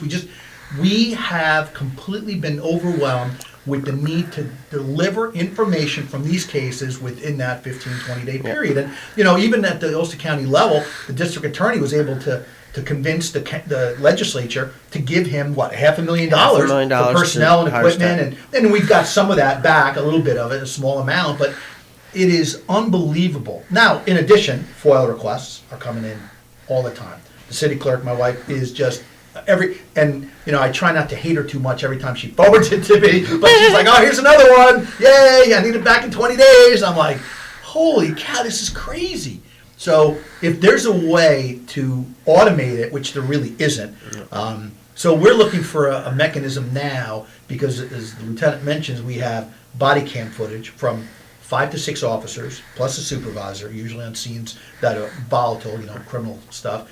The dash cams, which are independent system, which we're trying to remedy now. We have all the interview cameras, the lobby cameras, anytime the suspect, prisoner, person of interest is in the building, we have to document that. All the reports, anything taken down, canvas, case files, it is a tremendous amount of information. And, when someone says, well, we got to give it all to them, and they're like, yeah, it's all in the corner here. Like a corner, yeah, there's like 6 boxes of stuff. So, right, I'm not exaggerating. I'm telling you, it has become unbelievable. So, as you remember, I started ranting and raving about it, saying, it's great that the elected officials up in Albany decided this was the way they wanted to do it, but they never got any practical input from the boots on the ground. So now we're stuck with this. It's an unfunded mandate. I'm going to stop. What's the, do we know, is there data now? So Cameron has no idea what we're talking about. I'm sorry. There's you shouldn't see me like that. bail reform happened 2 years ago now. Yes. And one of the things that came out of bail reform was that police departments are obligated to present the entirety of their case to the district attorney's office before it went to grand jury, correct? Yes. And no, it's within a 15-day period. On the 15th day, it all has to be presented after arraignment. Right. Or I don't believe it's before it goes to grand jury. I believe it's immediately after it comes out of grand jury. But I'm not clear on that. Right, so that's the other problem. We're not clear on the whole thing yet. Yeah. There are exceptions. You can get extensions. The district attorney's been great about working with us and selecting which cases they need immediately, which can be postponed. But it is absolutely labor intense. Yeah. It really is. so the hope was to add transparency and folks could understand the case that's against them, and then they can make whatever determination they think it is. But if the departments fail to do that correctly, on technicality, those cases would go away and those victims never get justice. Okay. And that's the big problem. And in the past, the system, you weren't required to present that information unless you were going to trial, and then it had to be presented so many days prior to the trial. And now this just changed in the Now this completely changes that all the information, and we are responsible to know all the information we have. One of the problems we've always had was officers at the scene, and he jots down a note on a piece of paper. What's your phone number, Fred? And just writes it down on a piece of paper. That is what we call rosarium. It's discoverable material. He's not allowed to dispose of or destroy that note. He transfers that information onto another piece of paper. He's supposed to have the original piece of paper, and we're supposed to turn over both copies of both pieces of paper to the defense. And you need both of these things, like, within the 15-day period? Correct. So we have to track them down. We have to, I should say, we have to become aware of their existence. Yeah. Then we have to track them down. Then we have to give them to the district attorney's office, who is, they're the ones actually tasked with turning it over, but they come to us for it. Mm-hmm. So every day there's a message or an email that I need everything you've got on this person, and it's, I need it by 2 o'clock this afternoon because I've got to turn it over by 4 o'clock this afternoon.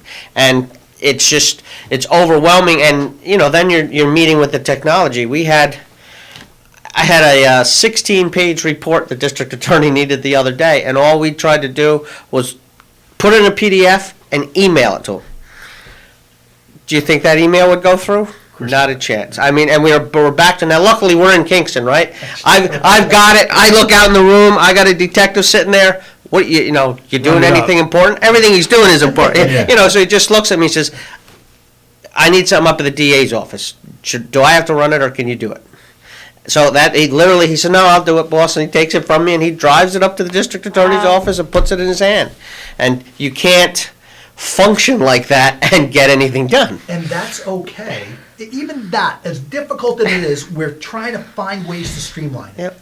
But now, on scenes that are large, homicide shooting and so on, you've got state police, sheriff, town of Ulster showing up. You have to get all their We material. got to get all their material. Yeah. Because as soon as their body cams show up and start recording stuff, we've had them where our body cams are good. Okay, here we go. And then upon review at the DA's office, they'll go, "Hey, we noticed Deputy such and such was here on the camera." Yeah, okay. Yeah, he probably showed up. Where's his information? Because we're not logging that information on our records, right? On our records management system, it says Sergeant such and such, officers were present, these are the vehicles they used, everything is, the dispatcher's writing it all down, but unless they tell us that 3F whatever from the state police Right. showed up, we have no way of knowing that. But all of a sudden, the body cam picks up the trooper doing a neighborhood canvass for us, and the DA goes, hey, who's that? And I'm like, And is that why it was so strict before? I know you were saying, like, if you saw, if you're KPD, you're on patrol, you saw a Town of Ulster cop, or you saw, a Saugerties cop, get him out. Like, get him out? Is that why you were saying it? Yeah, it was some of that. It was more of a territorial thing. I honestly believe. The bosses wanted responsibility. The bosses wanted control of their territory. Okay. This is my turf. Why are you here? That's really what it was. Okay. And that is not my approach. If Town of Ulster wants to come in and snag a couple of our Unfortunately, Ulster can't because that's a jurisdictional issue. But the Sheriff's Department and the State Police, so they have, everybody has their jurisdiction, the area in which they're allowed to work, and there's very limited circumstances in which we can cross that jurisdiction. So, if we've got a fight call, Town of Ulster can come in and help us, but they're really working under our authority, but they couldn't come in and handle a call in the city of Kingston on their own. State Police Sheriff's Department can come in and take the whole thing, but at the same time, the Sheriff's Department has a certain number of deputies, which is different all the time, to patrol the whole county. They're not really interested in taking calls away from Kingston PD because they've got people down in the town of Rochester and up in Denny and Warsaw where's our police protection? Because they don't have their own police departments. And state police the same way. It sounds like it's a huge organization. I think there's only about 4,000 troopers. Statewide. Right? Statewide. So now divide that across, what are there, 65 counties? 62 counties. 62 counties? 800 towns. There's a lot So of just people. assume it's even, which it's not. I mean, we don't, Troop K, which is on the other side of the river, and Troop F, they're the two largest troops in the state police. So we have a lot more troopers in our area than you'll find when you go out to Cayuga County or something like that. And yet, out in those areas, sometimes they're the only law enforcement. They are the law enforcement. Right. It's so they at the same time they don't want to start going into all these towns and taking over for departments. That's what I used to remember. I used to read the Sheriff's Department always patrolled Sawkill, and they had a contract where Sawkill used to pay the Sheriff's Department to keep a deputy in the township at all times. So what you're thinking is, well, the Sheriff's Department's selling their services. No, they're not. They're saying is, if you want a full-time deputy, you got to give us the salary that's going to cost us to provide that full-time deputy. And as we pointed out, we're 24/7. So 24/7 is 162 hours a week. It's not 3 times, it's 4 times, it's 4 times 40 hours. So we need 4 guys that never take a time off to cover a 24-hour period for 7 days a week. That's why we have 75 cops, and you keep hearing there's 5 on the street, there's 6 on the street. Well, Sorgis is 21 and puts 3 guys out because you've got 16 other hours a day, 6 other days a week that you're putting people out, and it's people are shocked when they tell them, absolutely. How many cops you got working? Well, I think there's 5. Well, including me, there's 6. There might be 6 with the field training. Yeah, 6. You guys got 80 cops. First of all, we don't have 80 cops, but I understand it. But well, most of them are coming in later tonight. Some of them are on you take vacation, right? We give them all a couple weeks vacation here, and the training is after this whole thing that we went through with the changes in police work and whatnot. There has been a tremendous push for increased training, whether it be procedural justice or fair and unbiased policing, but that takes time, right? You're pulling them off the street for that, and even just accreditation standards, right? I've been to agencies that are not accredited, that are small part-time agencies, part-time only, and I'm shocked to hear that their officers have not gone to qualify with a handgun since they graduated the academy. Years. I go, what do you mean you never qualified? Yeah, I go to the range when I can, but you know the implication for that. God forbid the they have to use a weapon. And that's what's driving most of our training's liability. Yeah. When you get on the stand and you have to say, how'd you handle that evidence? Oh, I picked it up, put it in a bag, I secured it properly, and where'd you go to school? What do you mean? What, the academy? Did he see that? Yeah. A crime scene tech? Yeah. And if you don't have any of that, destroyed. You're done. Yeah. Oh, a good defense attorney will just rip it apart. You know? So.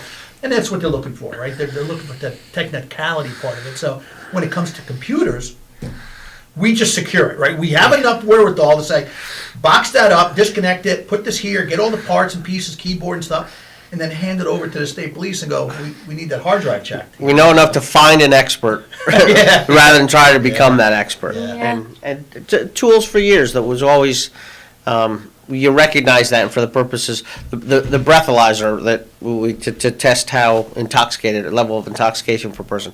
I always remember the first line you'd get in that class was, okay, we're going to explain to you how this works. And it's a complicated Charles Law. I mean, I remember it from high school chemistry, but I just remember I had it. And then he'd get through the whole thing and he'd say, but don't worry about it.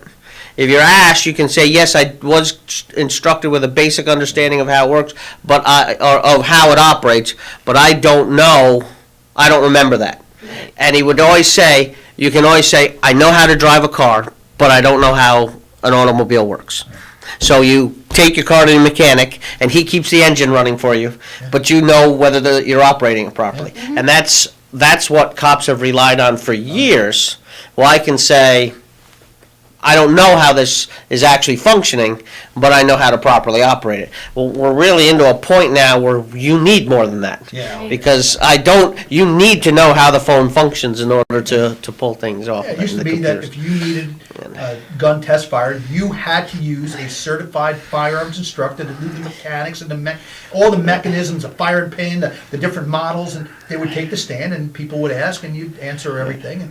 But today, in the academy, we teach that. We teach all the mechanisms, and so same thing. I know how to shoot it. I can qualify with it. But I couldn't tell you how many grains of powder are in the bullet. I just. Nor could I tell. I can break my gun down far enough to clean it. Field strip it. I can field strip it. Yeah. But I can't. We've sent guys around or away to armory school where they can take my gun apart down to the last screw and put it back together. And I just look at it and say, is that thing going to work when you get it? Is that going to? Because I really need that to still work. Leftover piece. Right. And we had one guy that always used to do that, throw an extra screw on the table, something like that. So you get you don't need this spring. Like, whoa. Yeah. That was the old rookie trick. Yeah. Whoa, kid. You got to do it again. Yeah. Where'd this come Take it apart. Oh, yeah. I still remember at the nothing like good hazing. Going through, so after you fire, you had to pick up all the brass on the ground, on the gravel, you'd be in there. And back then, I'm telling you, there was no gloves, there was no lead issues. We just would put stuff. Guys would walk around, put bullets in their ears for hearing protection. The old timers, right? So at one point, I'm picking up all the brass. I had been doing firearms before I became a cop, and at one point, I kind of looked up. It's hot, nasty. Went to the academy in July, and I'm looking up, and I said to one of the instructors, I said, you guys don't help pick up brass? And he looked down at me, he says, and his hat said, firearms instructor. And he says, see this hat, kid? When you wear this hat, you don't have to pick up brass anymore. I looked down and I went, I'm getting me one of them hats. 2 years later, I was at the firearms instructor's course. I said, one of those hats. I feel like you still picked up brass, though. Oh, yeah. You know what I ended up doing? Buying the tools. They have a little brass picker-upper. It was like a rake. You just roll it around. Best thing they ever did out of the Ulster range is to blacktop it. And that's what everybody said, what do you need a blacktop range for? But it was solely to pick up brass in between. These things out of gravel's not easy. You would take 10 minutes to fire go through your qualification round. Then you would take a half an hour to clean up brass. Then you would do another one. And you never picked it all up. No. You'd sit there, that's not my round. I shoot a 40, that's a 45. Right, and you would argue that point, and I remember you never won it. One of the kids, recruits, left his gun belt with gun on the picnic table bench and left. Like an hour later, he's freaking out. I'm like, oh, come back. I got an assignment for you. I said, there's 7 5-gallon buckets. This is all yours. I want to be able to eat off the gravel when you get done. And it took him all night. He was there for probably 8 hours, picking it by himself. Yeah. Every piece of brass. That's a good lesson, though. Oh, it's a great lesson. Yeah. I don't think he left his firearm ever again. He might not still be a cop anymore. No, Who not knows? doing it. Yeah, it was harsh punishment. I remember that when I got promoted to sergeant, that was always the thing too. When so now you're a sergeant, now it's out there, so they're all looking at you when it's time to pick up the brass at the range. Because I had the sergeants that would just sit down, go get the brass, kid. Don't miss mine. First 40 rounds belong to me. The next 40 belong to you, and that kind of stuff. Yeah. And they'd look at you. So I picked up brass, my share of it, and I still tend to help, but Occasionally, I'll take the privilege and say, yeah, no, I'll. Yeah, the blacktops. I'll make There's sure no we doubt get about you. it. Easy to clean up. Oh yeah, got to sweep it up there. They got a squeegee. They put it in a pile and shovel it in there. But you go through so much of it, especially the Ulster Range, Colin Brody, and J.P. Gramalia, just amazing job that they do out there maintaining it. And I have to tell you, it's you have all the agencies, Town of Ulster, Sheriff. So I mean, we all use it. So there's 55-gallon drums of brass that they turn in, and just to clean up. But they keep it well. They keep it really well. That's good. All right, we're almost out of time. Anything you guys wanted to mention before we go? I know. Yes, I'd like to use this as a public safety announcement to please lock your cars. We have had a rash of larcenies from vehicles. Not just from vehicles. That's true. Vehicles. Yeah. Don't go outside and start your car and warm it up. Yeah. We've had 5 cars stolen in the last 10 days. Yeah. People went outside to warm them up. Really? Yeah. Oh, yeah. Sometimes we find them quickly. Yeah. Sometimes it takes us 2 or 3 weeks. So far, we found them all. The joyriders, right? We've had in the past where they get in the car, they drive to where they got to go. But we've leave it there. We found them in the past where they were wrecked. Yeah. And so just be careful about that. Really friendly about that either. Please. Crimes of lock your opportunity. cars. People will Shut your doors. We don't live in that world anymore. And that's the truth. So obviously, the big target is changing the ashtray, but people leave valuable things beyond that, right? What they leave in the cars. Yeah, and it's a risk versus reward, right? If somebody looks in the Well, car, I'll tell you, we had somebody drove a BMW, not a real new one, but they took the car. Yeah. We got the car back. We didn't get the keys back. Yeah. $600 just for the key. Just for the key. Yeah, guy didn't have a spare key. set. Didn't have it. No. Okay. Had to get it towed. Where do you want us to tow the car? Right. And that's where it's going to sit until BMW gets you a key. Reprogram. So I mean, and I don't think insurance covers that when you leave the key in the car. I don't think they'll buy you a new key. Yeah, remote start's okay, but when you leave the key in the ignition to start it, you're inviting trouble. Yeah. All right, gentlemen, thank you. Good show. We'll see you soon. All right, Lawrence, you can take it away. You're listening to Kingston Community Radio on WGHQ Kingston. On your radio at 920 AM and 92.5 FM, and also online at mykcr.org. We all come together and stand together to serve our veterans. We invest in the latest technology. We take the time to train the next generation of doctors and nurses. We work together to make sure we heal their bodies and their minds. This is our mission. More than 300,000 of us working as one, together with families and loved ones. No matter where they live in this country, we'll be there. We stand strong, united. Stand with us in caring for our veterans. Hi, I'm Kelsey Grammer. Wounded Warrior Project supports injured veterans by connecting them with fellow warriors, by serving them through mental health and wellness programs, and by empowering them to live on their own terms. No one should face a battle alone. Join us at woundedwarriorproject.org. We are Lions. We bring hope where it's needed, support causes that matter, change lives, change communities, change the world. Visit lionsclubs.org to learn more. Introducing the YMCA. Sure, you know the Y for a swim or a game of hoops, but we're more than that. We're a cause. When you take a jump shot at the Y, someone else is getting job training. Practice yoga as a team practices her leadership skills. We give people of all ages, incomes, and backgrounds a chance to learn, grow, and thrive. So while you might think of the Y as the place for lifting weights, we're also about lifting entire communities. That's the Y. We're so much more. Visit ymca.net/more.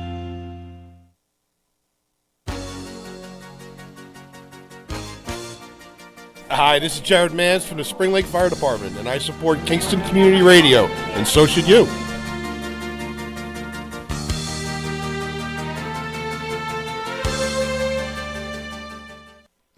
This portion of Kingston Community Radio is brought to you by Ulster Savings Bank. Visit their newest branch, conveniently located at the Ulster Commons Plaza in Lake Katrine. Experience the difference that local community banking offers with the convenience of another great location, easy access, plenty of parking, and a 24-hour ATM. Ulster Savings Bank, invested in community, invested in you. Member FDIC. Thank you, Lawrence, and we're back. I'm Fred Costello, supervisor for the town of Saugerties, and my co-host this morning is Cameron. Good morning, Cameron. Thank you for being here. Good morning, Dad. Thanks for having me. Good morning, Dad. Isn't that cool? It's pretty cool, yeah. I got a little bit of chill. That's one thing we've never heard someone say before. Good morning, Dad. This is now, KCR Cameron Myers first. has had his father on as co-host before, but that's been the other way around, so we're good. Pioneers of new territory. It's always good to get a young person's point of view. So. Yeah, it is. Hey, listen, I'm available any Wednesday you need. That's Lauren. good. At least until you go back to college, right? She's taking over my job already. Listen, Greg, if you're listening, watch out. I'm taking over the chair. All right. So on the phone this morning, we have Senator Michelle Hinchy. Good morning, Michelle. Good morning, and hello, Cam. Hello, Michelle. Oh, sorry. Hello, Senator. How are you doing? It's great to have you on. I'm so excited. I love this. Aw, thanks. Yeah, Dad dragged me out of bed this morning, so. I did. I was like, Cam, I need Community you. radio is important. Yep. So, and actually, one of the easiest parts to motivate is like, well, this is Michelle's day, so she'll be on too. She's like, really? I was like, yeah. She's like, oh, yeah, then I'm in. My pal's going to be on the air with me, except for, it's funny because I was like, Dad, am I allowed to be casual on the phone since, like, me and Michelle are chummy? And he was like, yeah, you don't have to be, like, all professional like that and stuff. And I was like, okay, good, because I always get so excited. And I was like, hey, Michelle. We can always be casual. And now I wish I was in studio. I'm so sad. I know, we miss you. Together, but we got to do it again. You got to come back in when we can be in person. Of course. I'd be happy to. Yeah, we could do that. We could plan it. That would be a good show. That. That would definitely be a good show. Be a good show. Maybe we can even get your mom on here, Michelle. Oh, she would love that. Oh, yeah. Yeah, that would be. My mom used to work for GHQ. No my way. mom was a reporter for a long time, so she would be living back in her heyday. Oh my gosh, that would be awesome! I did not know your mom was a reporter. Good for her. She was. She did a lot. She covered Albany. Back in I think the 70s. She was a news reporter for WGHQ. Wow. That's so awesome. Oh my gosh. What was back then? Who was the governor, and do you know who the leadership in the Senate and the Assembly was? I believe. She was there for a while, so there was some overlapping. But I think Mario Cuomo was in office at that time, and she always talks a lot about the LCA show.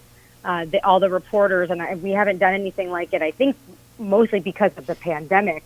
But there's a thing called the LCA show where all the reporters quite literally put on a comedy show about everyone in Albany. And then there's always like a legislative rebuttal that I know our Deputy Majority Leader, Mike Gianaris, had done a couple of times in the more recent past. But they sound funny, so I think it'd be interesting. She could come on and give a whole tutorial on her time in news and in radio in Albany at that point. Wow. How fun would that be? Yeah. That would be such a cool perspective, just like modern day air versus past air. Yeah, it would be really, because it was so different, because back then it was all analog. There was no digital media, so there was no cell phones or anything like that. And Mario Cuomo, love him or hate him, was a giant in national politics and in New York State politics. And I think if people look back at his speeches of the day, there's still many of them very relevant. I always look back at his speech at Notre Dame, and that was right on the money and inspiring. Yep, I think that's right. That was a really interesting time to be in state government, and I think after that, that was a height, to your point, and I think then we, as a society, kind of forgot how important local and state government is. We got, especially with kind of the more rise, Cam, as you were saying, with the real digital age of news, we kind of got inundated with all of the federal conversation, which is critically important. And of course, are the government that oversees our entire country, but we kind of forgot about state government, and Absolutely. That it's really the branch between this and local government is, all of you know how important that is, really have the most impact on people's day-to-day lives. Yeah, I know just growing up, Dad was a councilman forever, and now just having this perspective switch from councilman to supervisor the last 4 years, it's just crazy. Like, people like you, people like my dad, like, local government, it's just, growing up in the direct perspective of local government you really see how it grows from the ground up. And I think that, I have a bias and, definitely critiqued opinion on it because I grew up in that and I got to see it firsthand. But I know that going forward, it's almost funny, like, the world's almost too big in the media at the moment that we aren't able to put our focus where it really matters. And it all starts with the local government. That's why, instilling in the children and, the seniors in high school, why voting is important, why your say is important, why you should harness and embrace that local power that you have as a citizen of, New York, the United States of America, but let alone your town government, so you can be heard and you do have a say. And it's not just from the White House, we have our state senators, we have our town supervisors, we have our councilmen and our councilwomen, and it's just a beautiful thing that men and women in our country actually do have the privilege to have a say in what we do, Yeah, you can make a difference. Absolutely. Yeah. And I think that that's kind of a flaw in how large the media can be, as well as beneficial as it may, be for some. It could be hindering the fact that maybe your voice isn't as loud as you think that it is, but it really truly is, especially, it's inspiring, especially in your position, Michelle. Like, I think you're a female senator. Like, that is completely, like, a boss move. Like, that is completely inspiring for a lot of young women in, my position, just navigating adulthood for the first time. And, women like me can look up to women like you and be like, wow, maybe I can be a senator one day too, Well, I really appreciate that, and you absolutely can. And I think what you just said is a really great and really astute point, especially on, feeling like news is so big and it's really overwhelming. And a lot of the stuff that we hear in the news isn't directly impacting our local communities. Mm-hmm. But from your perspective, being able to see, one, how much work goes into local government, and also then the real positive impact you can have on people's lives, day to day with the work that, of course, Fred and everybody on the town board and everywhere really does is, for me, really inspiring too. And to be able to be out in the community and seeing our work go from community conversations translated into legislation, because that's where we get most of our ideas, to solve issues that people are really experiencing in our communities. That's great. And that's the stuff that doesn't get covered as much. That's not what's on, CNN or Fox News. It's all this polarizing stuff. But when you look at it, I'll talk to most of the work that we do is bipartisan. Every bill I've passed has bipartisan support, including our bill that we passed yesterday about temporary licenses for hemp growers to enter the cannabis space across New York State. We agree on a lot of things, but the only things we cover are these, hyper polarizing or sometimes these dog whistle issues, instead of realizing how much work everybody is doing together to really make a difference. Absolutely. Yeah. And, I'm glad you brought up that little, you guys are really thrown for a loop. It's definitely a modern trend, it's a progressive modern world where, if you asked my poppy 20 years ago to sign off on a hemp bill for, cannabis growers, it'd be almost like a figure of his imagination. Like, wait, what do you mean, You're selling your soul, but that's not the case now. It's the new world. And I know for your positions, the two of you alike, it's just like, wow, you guys are really, it's such a strange but interesting time to be in politics because it's so there's a lot happening. Transformative right now. It's a completely different world. Yep. So I didn't know that passed. Did that pass the Assembly as well? It passed the Senate yesterday, and it is slated for the Assembly this week. Possibly, what day is today? Wednesday? I think it might be on the agenda today. Really? Good for you. Congratulations again. The reason for it, of course, is, we passed the MRTA last year, legalizing the cannabis market and recreational market, I should say. And the OCM, the Office of Cannabis Management, that was created is hard at work putting together the rules and regulations and licenses for growers and dispensaries and processors and all of the licenses, all the parts of the industry that will need to be up and running. And they're feeling pretty confident that they should have dispensary licenses and such by the end of the year. But of course, once we have those up, we need product. right? Yes. And we want to make sure that it's New York farms that are benefiting from this industry. The MRTA is supposed to be a model. It was written as a model for uplifting small New York State businesses, and that includes our farm businesses and our agriculture businesses. And so we got to start growing. Our farmers have to be able to start growing product in March, when putting seed in the ground.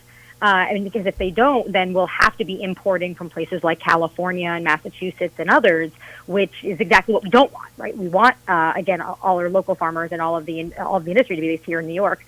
So this is a temporary license that allows current hemp growers who also have had a lot of issues with fluctuations in the hemp market over the last couple of years. They took a really big hit. It allows existing hemp farmers to apply for a temporary license. It's about a 2-year license to be able to start growing cannabis for the market. And it also partners them with a mentorship program for new farmers, specifically BIPOC farmers, but for new farmers to get into the industry as well. So is this a temporary license until they get their permanent one? Will it transfer over, or do they have to reapply? They'll have to reapply. It's a great question. They'll have to reapply, but there's going to be a lot of licenses. The number of hemp growers that we have in the state is only, a few hundred who are going to really apply for this, and we're going to need a lot more product. I mean, we've seen, I know we can separately talk about Saugerties, but we've seen immense opt-in rates across our state, across every county, and so we're going to need a lot of product. Yeah. And so there's going to be a lot of licenses that are available, especially for grow licenses.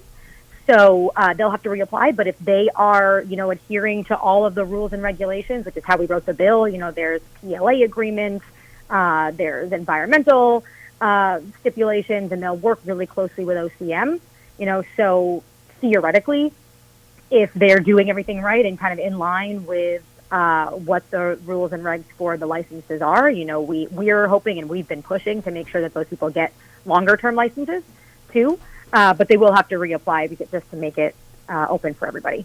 Yeah, this is exciting. I didn't know the full scope of what was happening, and you're right on. I think one of the concerns that was expressed to us by industry leaders during our hearings about whether Saugerties would opt in or out was that the current available legal marijuana supply only represented about a percentage of what the New York City market will consume. So having legal product is key to this whole thing being successful and expanding the opportunity for farmers and people to supply that legal market is really important to the success of the whole program.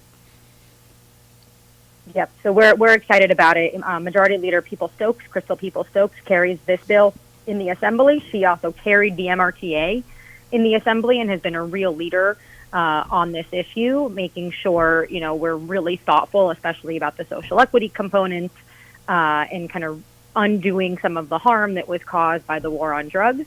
So she's a great champion for this area. And we know too, especially for me, I chair the Agriculture Committee. We know our farmers are struggling. Our small and mid-sized farms are not the farms that get subsidies from the federal government. Those are big, massive, large-scale farms in places like Florida and California and Iowa. It's not our small and mid-sized family farms. And so they've been really struggling because they're price takers. They can't set their own prices. Cost of labor goes up. Property taxes go up. But the way people want to buy food has gone down, right? I mean, for us, when we buy in the grocery store, it's up, but for wholesale, for big markets, people expect cheap food, right? And so they've been really struggling, and we have to make sure that we're prioritizing, what we're calling disadvantaged farmers who just are having a really hard time making a living. Again, most of our farms in New York, that they have a real in, and we can create a new market for them. As you said, there's just enough for New York City. Like, this is going to be a big opportunity, and we want to make sure that our New York farms, those in Ulster County, those all over our state, are really benefiting early so that they can stabilize their businesses and we can continue to have locally sourced food here as well. Perfect. Wow. Perfect. Now, Michelle, did this fit into your conversation with Mayor Adams in your local government budget hearing or no? We did not talk about this one, actually, but I did ask him about twofold. One, I know he's very into healthy food.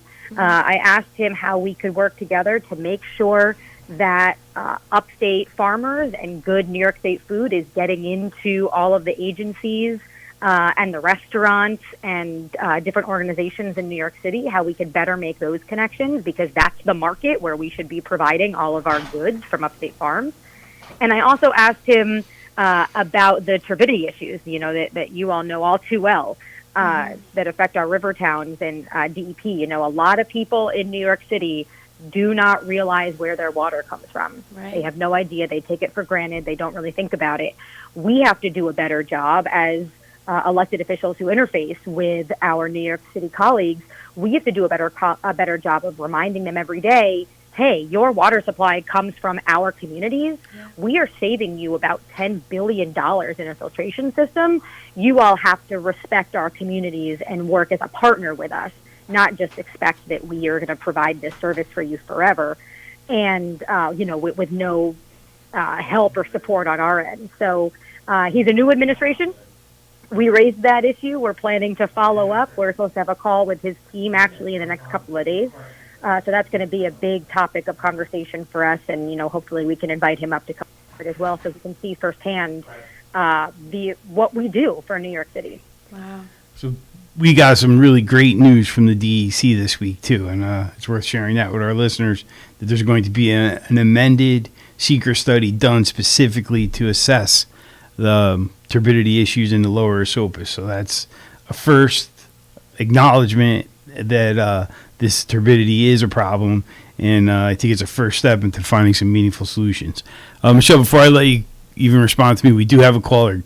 I think George is on the air with us. Good morning, George. Yes, good morning. Hey, Fred, great job by you and your daughter this morning. Thank you. Did a good job and everything. Thank you. And Senator, are you going to go back and relook at bail reform? Because that needs to be corrected. Because look at what happened down in the city this past week, where this one lady got stabbed to death by this guy. They had 3 outstanding charges on him and stuff, and they really need to look at that and look at all the the grab and steal from the stores and stuff that's been going on, because there's no penalty for them. And they really need to look at that, and they need to look at the fact where these DAs, they only want to prosecute certain things. Their job is to prosecute lawbreakers. It's not their job to decide whether or not, I'm not going to prosecute this crime, or I'm not going to prosecute that crime. If that's the case, then maybe they should take those laws off the books. Yeah, well, thank you for that question. And I do want to say there's actually a lot of misinformation about bail reform.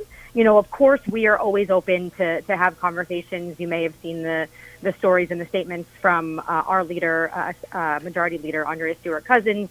If, we're always open to conversations to talk about it. We want to make sure people are safe. We want to make sure, people have their voices at the table.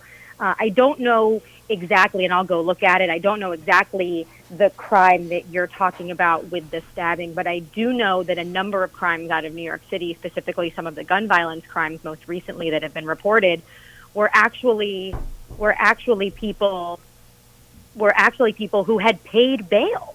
They had been arrested for felony crimes that were still bail eligible. What bail reform did was remove cash bail, remove money from lower level crimes. The way this is always, our system has historically worked, is that bail is money, and if you can afford to pay bail, regardless of the crime, you can be out on bail. If you can't afford it, then you are held.